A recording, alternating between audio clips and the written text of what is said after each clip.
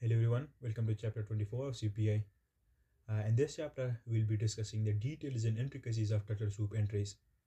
Now, I've already made a chapter about it, but that one only covered the basic and intermediate details.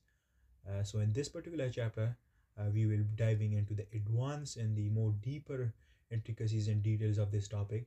And by the end of this chapter, you'll not only be equipped with enough knowledge about how to get precise and accurate entries, right, somewhat similar to mine and Romeo, but also you would be capable of knowing how to properly integrate it with the other ICT and CRT concepts. We will discuss how to frame entries, how to put stop losses, and moreover, how to integrate it accurately. So without any further delay, let's get right into the video. So first of all, we'll start off with a bit of introduction to it. Now, some of you might already be familiar with this part, but let's remind it one more time so we are fully up to date on every single detail, right, including the basics. Because you know the basics are the foundation of any concept, right, and it lays down the base. That's why you should never take them for granted, but instead you should treat it with as much respect and importance as the other concepts. Because no matter how much you try to furnish or polish a building, if the base isn't strong, it will fall in a matter of time, right? It will be vulnerable, which is something you don't want. Now, someone could also argue that the base is even more strong than the building itself, because without it, you know that the building cannot exist. So let's finally get into the details of turtle soup. Now, at its core, a turtle soup entry is an entry that focuses on the concept of a liquidity hunt or a liquidity purge, right? Now, you know what a liquidity hunt or liquidity purge is. It's basically when the market intentionally triggers the stop losses of retail traders, right? Which often breaches significant swing high or lows, and then after that we reverses in the opposite direction. That's what basically liquidity hunt is, right? We know that retail trader typically place their stop losses just above uh, highs or resistance or key levels, and below support level or key levels, or below lows, right? And we know that the smart money take advantage of this by pushing price above or below these zones, by rejecting above or below it to grab liquidity. And once the liquidity is hunted, grabbed, or manipulated, the market reverses and moves in the opposite direction, right? So basically, turtle soup entries allows you to join the move after the liquidity purge, which helps you position yourself on the right side of the market, along with the market makers in the institutions, right? It's like following the steps of the institutional player instead of actually getting caught in their traps. That's what the point of turtle soup entries is. Now you might be wondering, why is turtle soup the most advanced entry method, right? Because this method requires a deep understanding of market behavior, liquidity zones, and timing, right? You need to be fairly and well equipped and well versed with all of these aspects, knowledge about all of these aspects about the market behavior, liquidity zones, and timing before you are able and you are capable enough to have precise and accurate entries consistently, right? Because turtle soup isn't just about spotting patterns, right? It's about understanding why the market behaves a certain way around key levels, and why is this liquidity being purged, right? You are anticipating manipulation and then capitalizing on the reversal, which require precise analysis, execution, and also at the same time some level of intuition and experience as well. Now let's talk about why is turtle soup so effective. So number one, it capitalizes on the retail mistakes, right? Now most retail traders relies on conventional setups like support, resistance, indicators, and trend lines, right? They place their stop loss in predictable areas, which become targets for institutional liquidity hunts, right? And turtle soup takes advantage of these mistakes by waiting for the liquidity purge to happen or the manipulation profile to happen before entering. Number two, it leverages institutional moves, right? Now, this turtle soup method or approach aligns with the institutional order flow, which helps putting you on the same side as the smart money, right? Instead of actually being manipulated by the liquidity grabs itself, you're using them to your advantage and ensuring you are trading with the prevailing market forces. Then last but not least, it gives you a clear risk reward structure, right? and it gives you a higher risk reward as compared to other methods and approaches, right? Turtle soup entries often come with a well-defined risk reward setup, right? Your stop loss is placed just beyond the liquidity purge at a protected zone, and your target is aligned with the next logical liquidity zone or mean reversion. And this clarity allows you to manage risk effectively while also maximizing your potential reward. Now moving on to the next slide. Here in this slide, let's start with what actually defines a turtle soup entry, and why it's one of the most precise and effective approaches and methods in ICD trading or CRT trading. We will cover both the content of the setup and the market context in which it occurs. So, what does a turtle soup entry look like? To recognize a turtle soup entry, you need to look for these distinct characteristics in price action, right? What happens is that price moves beyond a significant level briefly, right? The market pushes beyond a critical level such as a previous day's high or a previous day's low, a candle range high, a candle range low, a swing high or a swing low, right? And this movement is designed to trigger stop losses of retail traders, which creates a liquidity purge. And then after grabbing the liquidity, price quickly reverses back into the previous range, and this reversal confirms the manipulation profile is completed, and it then signals the start of a move in the opposite direction or an expansion in the opposite direction. Now let's talk about the market context in which it occurs. Where and when does a turtle soup occur? That's the question. So to increase the probability of a success of a turtle soup entry, it must align with this. It must align with specific market condition and context, right? And it must align with a specific narrative. Number one, it should occur in the direction of the higher time frame ground liquidity, right? We know that turtle soup are most effective when they align with the higher time frame liquidity draw. For example, if the higher time frame drawn liquidity is higher, then you're going to look for a turtle soup entry where price manipulates below a candle range low, a swing low, or a previous day low, or whatever before reversing higher. And if the drawn liquidity is lower, then you go to look for price to reject above a high, above a candle range, or above a key level before reversing lower.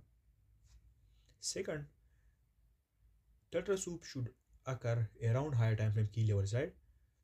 The probability of a turtle soup increases when they occur at a higher time frame key level or near higher time frame key level, and with that turtle soup they also test those higher time frame key level. They could either be in the form of a daily 4 hour highs and lows, order block breakers, or fair value gaps, right? And then last but not least, the most important aspect that you must consider and look for is that these turtle soup must happen at key times, right? We know that timing is critical for turtle soup entries, right? And some of the key times for turtle soup entries are the 3 a.m. macro, the 9 a.m. macro, 11 a.m. macro, and maybe during kill zone such as the London kill zone and New Year kill zone, right? These are key times at which turtle soup and manipulation profile happens. Now let's move on to the next slide. Here in this slide, we will talk about what aspects or factors makes a turtle soup high probability as compared to others. We'll also break it down into key factors such as high time frame drawn liquidity, sharp narrative, and the market context needed for these setups. Here are the high probability turtle soup key factors and metrics. Now, not all turtle soup are created equal, right? For a high probability turtle soup, you need a combination of precision, narrative, and alignment with the correct market dynamics, right? And let's explore what that looks like. First of all, we've got clear and defined drawn liquidity. The most critical factor for a high probability turtle soup is accurately identifying the high time frame drawn liquidity. You can only catch a high probability turtle soup if you know the direction that the market is aiming for. Number two, building a sharp narrative. Now, a sharp narrative ties together the high time frame context, intraday movements, and the market structure. And without narrative, your trade ideas are just guesswork, right? Um, And for building narrative, you'll use concepts such as weekly profiles, intraday profiles, the open high low close concept, power of three, dealing ranges to build it, right? I've made chapters on all of these concepts, so refer back to those chapters if you aren't equipped with enough knowledge about it. A strong narrative gives you trade context and increases your confidence in your trade idea. It helps you anticipate why and when the turtle soup is likely to play out, right? And then number three, you have to make sure that your turtle soup entry aligns with the correct market context, right? Even with a clear drawn liquidity and a sharp narrative, you need to ensure your setup aligns with the correct market context. And the key elements that makes up a market context are key terms. You're going to focus on kill zone like the London kill zone, New York kill zone, when turtle soup are most likely to occur. You're going to focus on key levels, right? You're going to make sure that your entries are aligned with high time frame significant key levels like 4 hour order block, breaker, refugees, etc. And then you're going to use standard deviations, right? You're going to use standard deviation levels or zones to identify where price might be overstretched, right? Which will increase the likelihood of a reversal, and then you could use that standard deviation analysis in your own favor. And then last but not least, high time frame order flow. You're going to make sure your trade aligns with the prevailing high time frame order flow, right? You're going to see that whether price is rejecting above highs, rejecting below lows, and then you're going to use that to your own advantage by looking for rejection of highs in a bearish context or a rejection of lows in a bullish context, right? Now, the reason we make sure to do all of that is because proper market context ensures your setup isn't random, right? It increases the probability by aligning your trade idea with the broader market dynamics, right? And what you're going to do is you're going to make sure to connect the dots between the drawn liquidity, building a sharp narrative in the correct market context. And when all these elements align with each other, you have a precise high risk reward ratio setup that leverages institutional moves and avoid retail traps. Moving on to the next slide. Here in this slide, let's comprehend this concept of market context even more. Now, the reason why I'm explaining each one of these concepts in such detail is to make sure that you know how important they are, right? And not only that, but also to give it as much significance as I am giving it, right? And for you to become fully aware of it, because without it, you won't be able to have precise and good entries and executions. That's why these topics need and deserve as much time as the concepts itself, right? In fact, I could argue even more. Now, to make the most out of the soup entries, you need a strong market context that aligns with the higher time frame structure, timing, and standard deviation zones. Number one, key levels. Now, the foundation of any delta soup setup lies in the correct use of higher time frame key levels, right? And based on time frame alignment, you're going to choose key levels that matches with your trading time frame. For example, if you are an intraday trader, you're going to use daily or 4 hour key levels. And similarly, for swing trading, you're going to focus on weekly or monthly key levels. Number two, key times, right? Now, timing is everything when it comes to spotting high probability data soup, right? These setups are more effective when they align with each other logically at key times. Now, to use key times effectively, first of all, you're going to match key times to your own trading style, right? Your trading style in instrument determines the best time to look for turtle soup entries. For example, as an intraday trader, you need to look for entries and kill zones and key macro within the trading day. If you are a scalper, then you need to look for entries within kill zones at key macros. And similarly, if you are a swing trader, then you need to look for entry at key days of the week and key weeks of the month and even key months of the year, right? That's how you're going to determine your key time based on your own trading style. Now, liquidity hunts and reversal tends to happen at specific times when institutional players are most active, which makes key times essential for the correct market context. And then number three, standard deviations, right? Standard deviations help quantify how far price has moved from its mean, and it basically highlights areas where turtle soup setups are most likely to form and occur and for reversal profiles to happen. And you know the best turtle soup occurs at 2 standard deviation, 2.5 and 4 standard deviation zones. Now let's move on to the next slide. And let's break down refined entries for turtle soup setups and how to apply the correct logic. Now, a common mistake in trading turtle soup setup is rushing into an entry as soon as a high or low is taken. But let's be real, that's not how you catch precise high probability trades, right? Instead, you need to apply logic, the correct integration, and adaptability to refine your entries even more. Let's break it down step by step here. Number one, you're going to make sure that you don't rush into any trade, right? You're going to make sure that the move ends. The first rule of refined entry is that don't randomly take an entry just because liquidity has been hunted or a high or low has been taken, right? And this is exactly where most traders screw up. They just see a random high or a random low, and when that high low is taken, they take an entry immediately and straight away, which eventually leads them to their stop loss being hunted, and then price reverses on them, and then they wonder what happened, right? That's why you never rush into a starter soup entry, but instead you're going to let the move in, because after a liquidity hunt, the market often experiences momentum driven spikes that can easily take out early turtle soup entries and traders, right? So your job is to wait for the move to exhaust and end, and then for price to provide confirmation of a reversal into the prior range, and then look for an entry. And you're going to look for wicks or sharp rejection at key levels, right? Or maybe you could look for a market structure shift on the lower time frame that gives you a confirmation, and then you can take an entry after that. Now, to refine your Tata soup entries, you must combine key level standard deviations and key times in a logical way.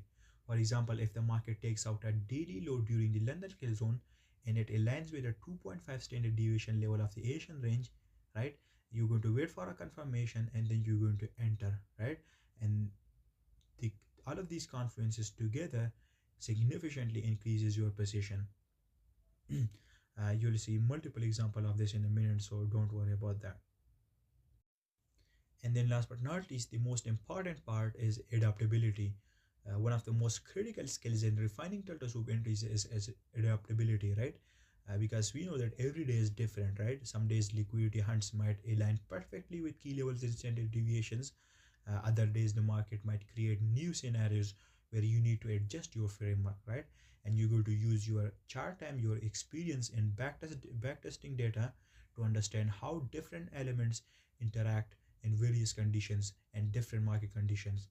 And you're going to make sure that you never force a trade idea if the setup does not meet your criteria, right? Because sometimes sitting out is the best decision. And to ensure you're entering with precision, you're going to follow the following logic based checklist. First of all, liquidity hunt, you're going to wait for the high low to be taken in the move to exhaust. Number two, key levels and standard deviations. You're going to align your chosen key levels with standard deviation zones to create confluence. Number three, key times. Make sure that the setup occur at a key time, such as a kill zone or a key macro. And number four, confirmation. You're going to look for a rejection of wicks, shift in market structure, or lower time frame setups before entering. And then last but not least, adopt as needed, right? You're going to make sure that you are flexible and adjust to the day's unique condition and market conditions that are currently prevailing. Moving on, here in this slide, let's break down the logical approach to stop loss placement for Tata soup entries. Now, setting your stop loss for turtle soup entries isn't just about slapping it anywhere, right? A logical, structured approach not only protects your capital but also increases the precision of your trades and gives you a much more higher risk reward ratio and a much more favorable risk reward ratio as compared to other methods or approaches. Now, let's look at the multiple ways that you can use to place your stop loss and how to integrate them with each other for the best results. Now, ways to put your stop loss are the following. First of all, higher time frame key level. For example, let's say uh, there is a swing low, right? Just above a higher time frame discount key level. So what you're going to do is you're going to put your entry once the swing low is taken in the high time frame discount key level is tested, and then maybe you could put your stop loss below the high time frame key level. That could be either in the form of a order block or a fair value gap, or maybe a breaker block, right? That's one of the ways that you can put your stop loss, right? This method is a high probability method for putting your stop loss, but the one con of this approach is that it gives you a lower or unfavorable risk reward ratio, right? So what you're going to do is you're going to consider this in mind and integrate it with the other ones that I'm about to discuss with you. Number two, lower time frame refined key levels. Another way of putting your stop loss is looking at the time frames on your execution time frame. For example, if you are taking entry on the 15-minute time frame, then you can look for 15-minute key levels such as order blocks, lows, highs, breaker block, fair value gaps, and you can put your entries on those refined lower time frame key levels. Number three, standard deviation levels. What you're going to do is you're going to calculate your standard deviation levels, the one standard deviation zone, the 2.5, or the four standard deviation zone, from means or ranges like the Asian range, manipulation legs, or CBDR, and then you're going to use these levels as logical stop loss points. Right now, I've already discussed this part with you in the standard deviation chapter, so if you haven't watched that one, make sure to watch that chapter first, so you're going to know exactly what I'm talking about.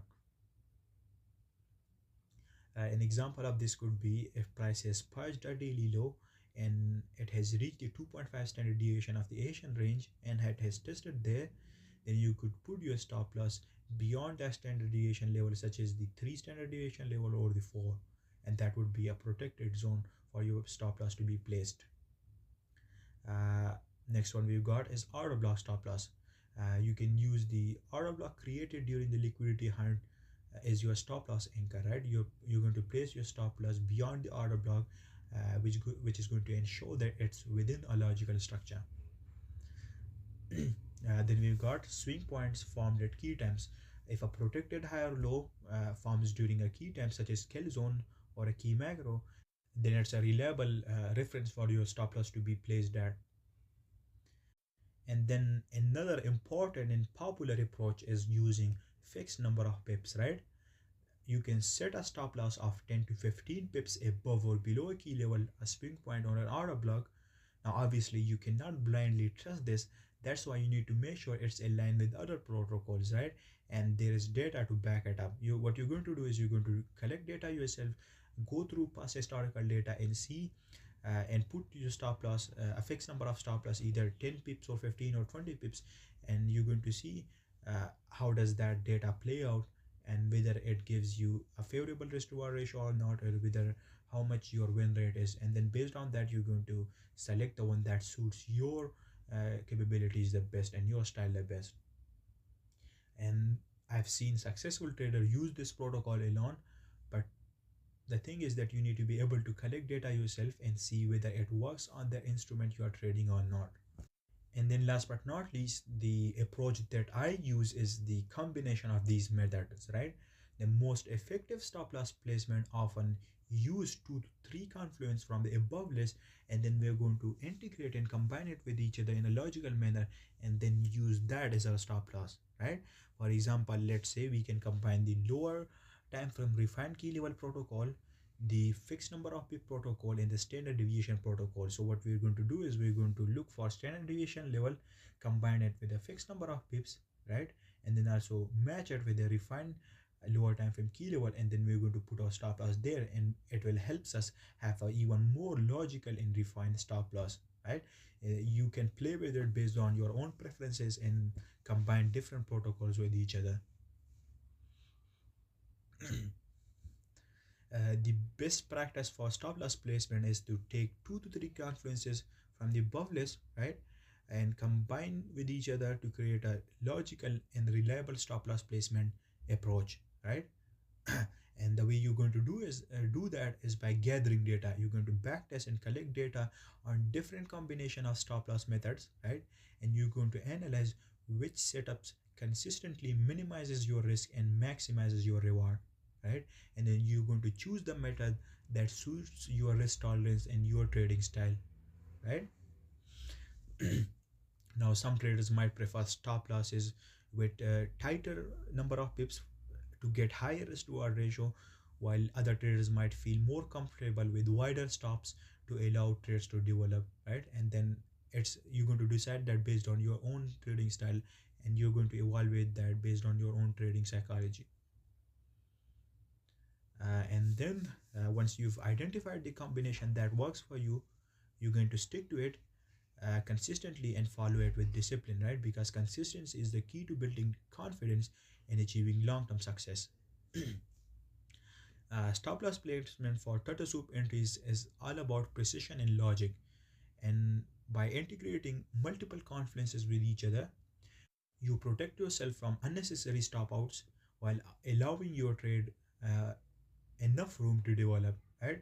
And with practice and consistency, this approach will significantly improve your trading confidence and your overall performance as a trader in your results. Moving on to the next slide. Here in this slide, let me talk about something important that no one really talks about. So we're going to take a step back and get real about what it actually takes to succeed in trading, right? There's this obsession with snapper entries and catching extreme tops at bottoms, but let me tell you, you don't need that to be profitable, right? Let me explain. First of all, snapper entries aren't necessary, right? Many traders believe that they need to hit perfect entries every time, and they have to make sure that they get in at the exact top or bottom of a move to become successful. But that's not the truth. The truth is that profitable trading isn't just about perfection, right? It's about consistency. And I know that you cannot consistently replicate those snapper entries day in and day out, right? Maybe once a week or once a month you get those snapper entries, but the thing is that you're going to end up having multiple garbage trades in between, but that's not going to serve you any good, right? And the fact of the matter is that you need to find something that could consistently be replicated. If your entry is even just slightly off, but you have a solid edge in good risk management, you can still come out ahead, right?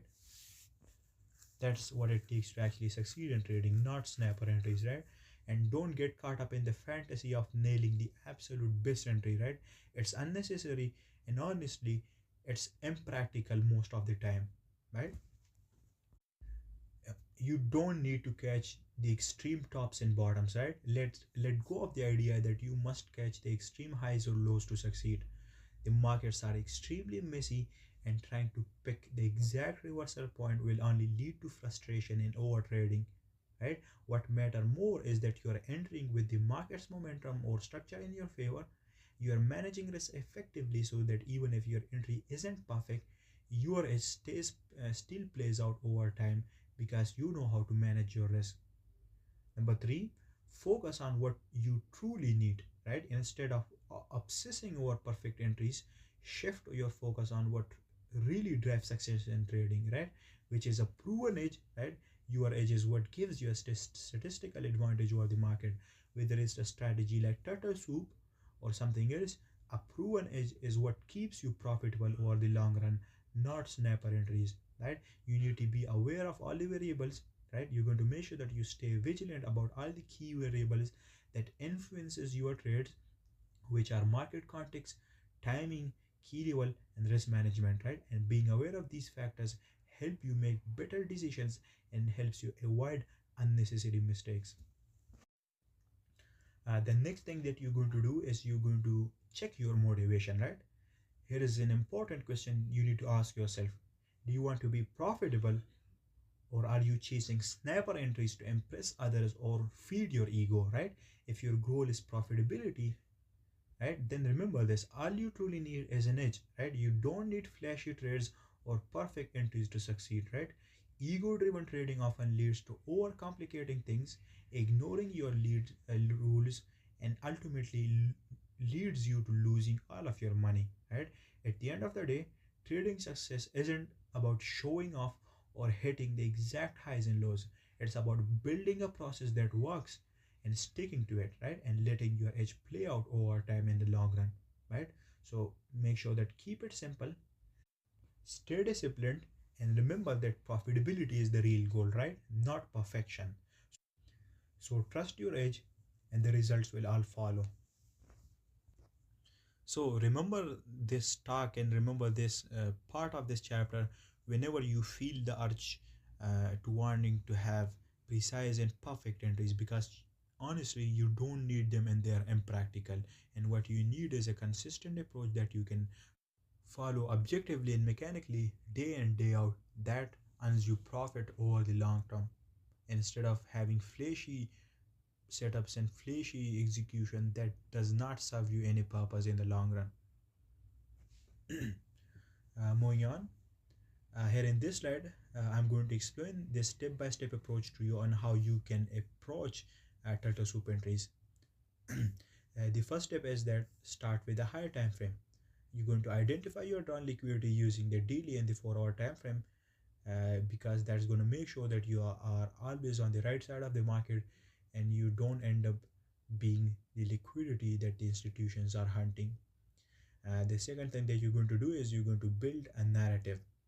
You're going to determine how price is likely to move towards return liquidity, and to back that up you're going to identify which key level, which high time key level it might test before expanding towards the target, right? That's called building a narrative, right? And you're going to also consider when liquidity might be taken, meaning you're going to time all of this analysis and add the time factor into it. And then the third thing is that you're going to select key levels and candle ranges. You're going to select the relevant candle ranges and key levels that aligns with your high time frame drawn liquidity and aligns with the narrative that you've built. And you're going to draw out the standard deviations of potential mean ranges, right, like the Asian range or CBDR, and you're going to align them with your Tata soup entries. Next thing you're going to do is you're going to wait for liquidity hunt or manipulation, right? You're going to look for these liquidity hunts or turtle soup at kill zones or key macro times of the day, and then you're going to refine your levels using standard deviations. You're going to match and integrate the standard deviations with key levels to refine them further for a more accurate turtle soup setup. And then last but not least, you're going to set your stop loss, right? You're going to follow your stop loss protocols that you've collected, and you're going to then also set the take profit level or the target level and let your entry play out. Moving on to the next slide, right here you can see this price action chart. We have this naked chart and we're going to use it as a case study, and we're going to see how we can have precise and accurate data soup entries, and we're going to use the concept that we discussed earlier. So let's move on to the next slide and let's annotate all the relevant key levels on the chart to see what we are up to. Right here you can see that we are in a bearish order flow because we are rejecting above highs and breaking below lows, and that means our drawn liquidity is lower right here. What you can see right here is on the left, we've got this higher time frame. What you can see is we've got this high, and just above that high we have the fair value gap, which is our 4-hour higher time frame key level, and just below that high we have this 4-hour candle range, right? And that is a 4-hour candle range because it formed at a key time, right?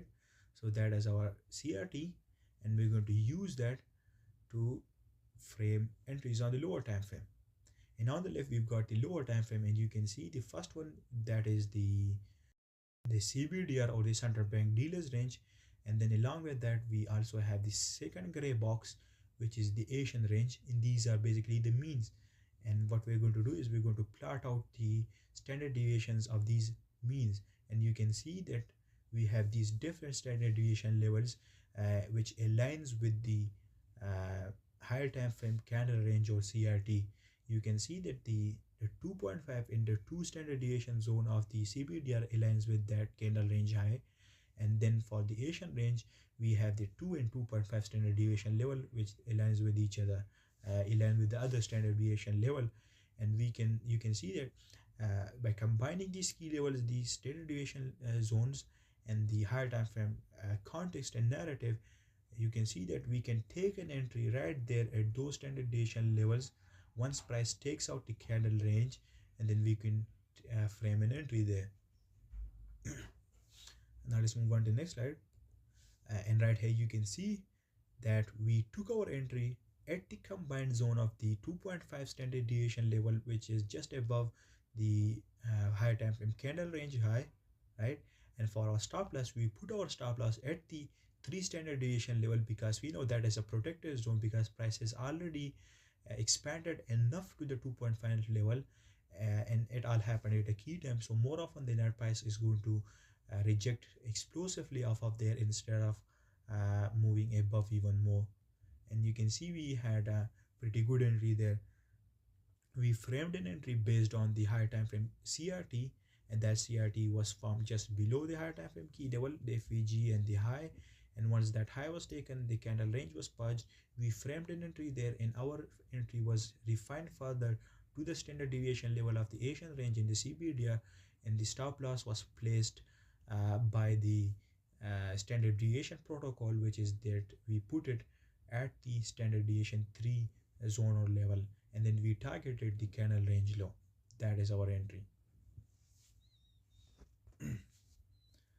Moving on to the next slide. Right here you can see that we've got another naked chart. Right here we've got this price section. On the right we've got the lower time frame price section, and on the left we've got the higher time frame price section. What we're going to do is we're going to plot out and annotate the relevant key levels, candle ranges, and standard deviation level, and then we're going to see how we would have framed our entry in this case. So right here you can see that our high time frame long liquidity is higher, right? And we've got this order block, high time frame order block, and right there we also have this high time frame candle range just above the order block, right?